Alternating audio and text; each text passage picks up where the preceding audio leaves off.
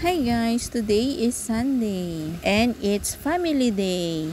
Ngayong araw nga ay biglaan lang itong aming pamamasyal. Syempre, bago muna kami namasyal ay nanggaling muna kami sa simbahan. After nga namin sa church ay ito'y kumain nga muna kami dahil mga nagugutom na nga kami kasi 12 o'clock na nga nito ng tanghali. After nga namin kumain ay dumiretso kaagad kami dito sa aming pupuntahan.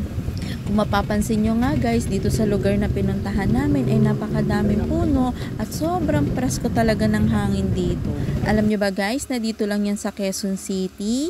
Hindi mo mai-imagine no, na meron pa palang ganitong lugar dito sa Quezon City. Napakadaming puno, presko yung hangin. As in talagang napakasarap dito. Pagkapasok nga namin dito sa loob ay naghanap muna kami syempre ng paparkingan namin. At nung nakapag-park na nga kami ay ito'y nagsimula na kaming maglakad. Kasama nga din namin mamasyal dito yung parents ni Daddy, si Mama at Papa. At dito nga kami nagpunta sa La Mesa Eco Park.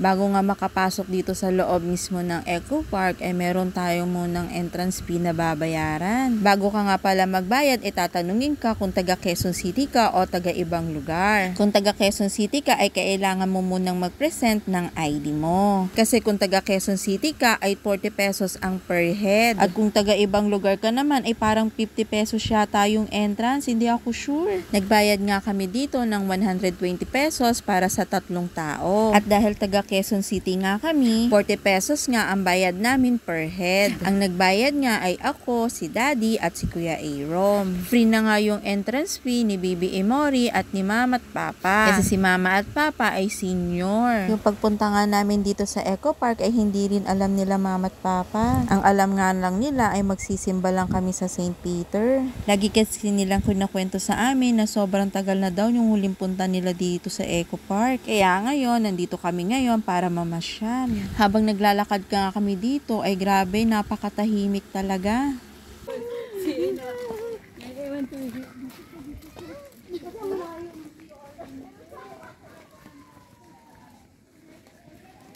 Meron nga ditong swimming pool area, kaya lang naka-close sila ngayon. And hindi namin alam kung kailan magbubukas. Meron nga rin ditong activity, ito nga yung Eco Go-Kart. First time ko nga lang nakita itong go-kart na ito. Kasi nung huling punta namin dito ay wala pa nga yaan.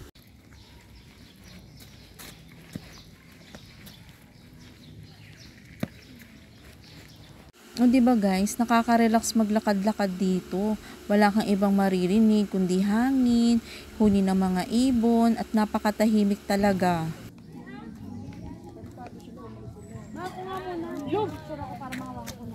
Gusto mo mag-swimming tayo?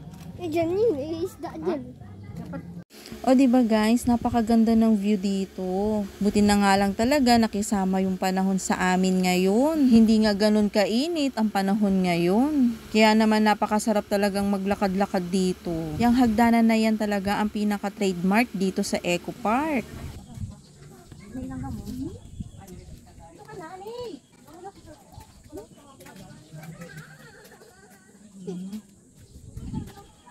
Meron nga rin ditong nag-iisang tindahan. Nagtitinda sila ng mga fishball, mga burgers, soft drinks, at kung ano-ano pa.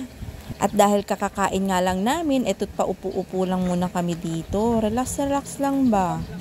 Dito nga sa part na to, maraming lumalangoy na pagong dyan. Hindi na nga lang makita dahil nilulumot na yung tubig. Eto nga naglakad-lakad nga ulit kami para naman masulit namin yung binayad namin dito sa loob. Charing! Dito sa part na to, siguro pwede kang mag-event dyan. Pero hindi ako sure kung pinaparent nila yung venue na yan. Alam nyo guys, Sunday ngayon pero napakakonti ng tao dito. Kaya naman pwedeng-pwede ka talagang mag-relax dito. Muni-muni ba? Ganun. Habang naglalakad nga kami, ito nga narating na namin yung pinakadulo. Actually guys, dun sa pinakadulo na to, dati napupuntahan pa. Pero ngayon kasi restricted na siya, hindi na siya pwedeng puntahan.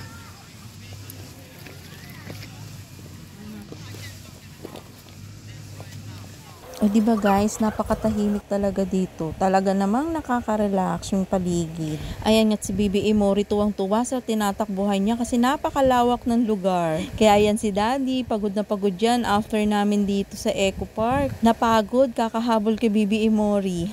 Kasi naman itong batang ito ay wala talagang kapaguran.